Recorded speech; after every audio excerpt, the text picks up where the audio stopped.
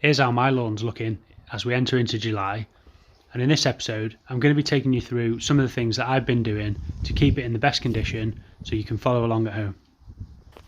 I'm also going to be covering what to do if you've got mushrooms in your lawn and something I found that was holding me back from my mowing.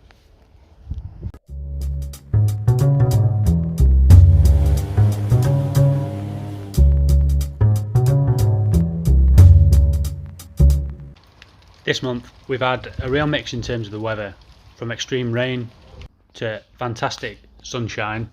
These type of conditions provide a great environment for a various number of lawn diseases to thrive in your lawn, and also you've got the added pressure on the dry days from the heat of the sun. You might have also noticed around this time of year some of the grasses may have taken to seed. You can see this by some stalks appearing with seed heads on. Whilst in some cases this might not be a problem and you can just mow over it, in other cases like poa annua you want to get it under control. There aren't any treatments you can buy for this in the UK, but here's how I tackle it in my lawn. Before mowing the lawn, I set a timer for 5 minutes and just go around the lawn and pull out any of these unwanted grasses that I don't want, being sure to take the roots of the plant with it. I'll then go and do a pass with a springtime rake just to lift any of the other grasses so I can mow over and clean the top off.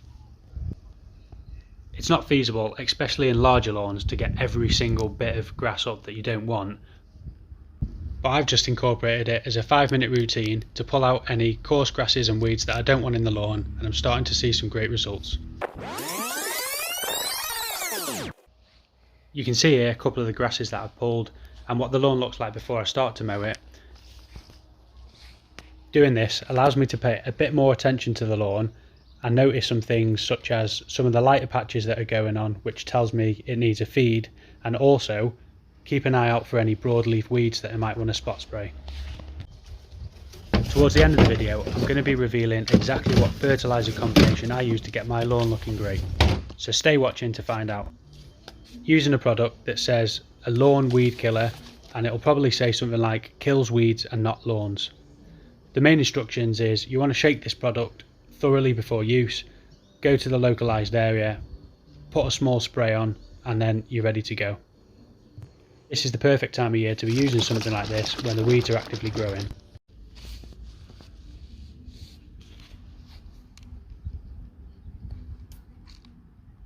All the products I'm using in this month are linked in the description below, and if you'd like to get on top of your DIY lawn care, don't forget to subscribe to the channel.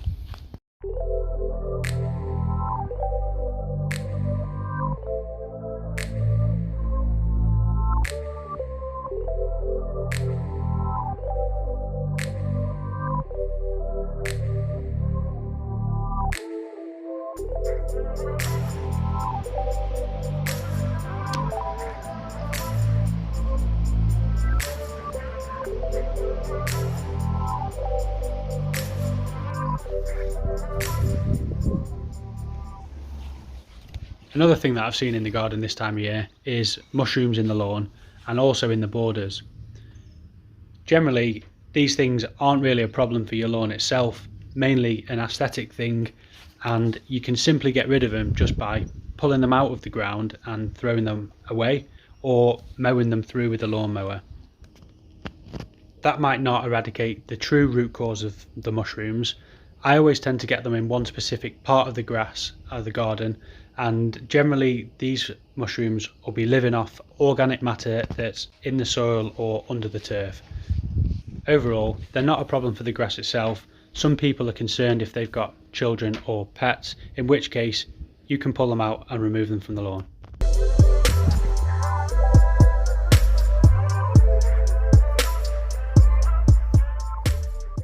This is one of the benefits from paying a little bit more attention when you mow the lawn, is I started to notice some browning in the grass, and on deeper inspection you can see here the tops of the blades look almost torn or ripped.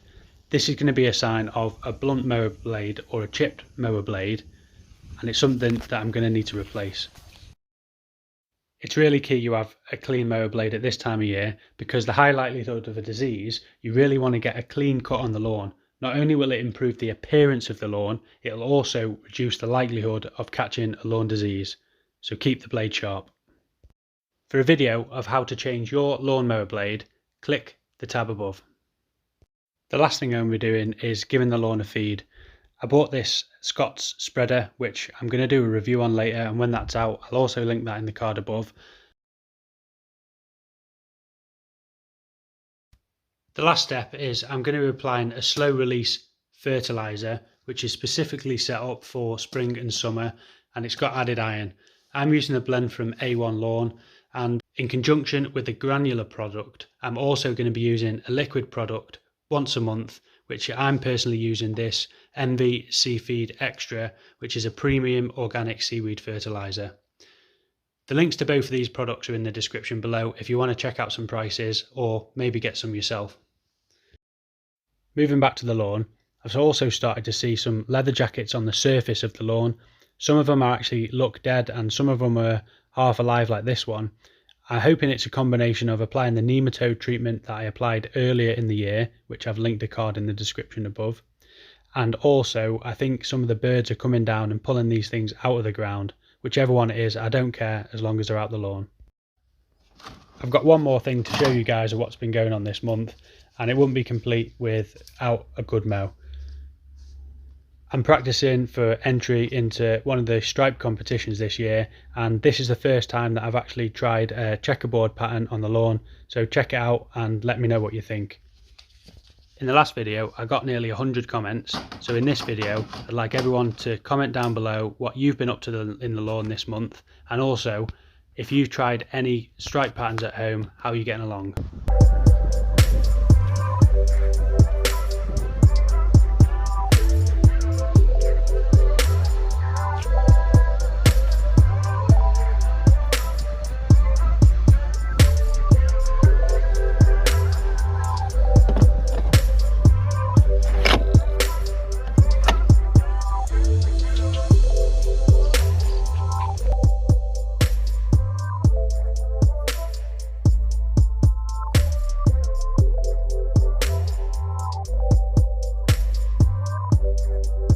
If you've enjoyed this video or any of my other content, please subscribe to the channel, give me a thumbs up, and take a look at some of my other DIY lawn care videos.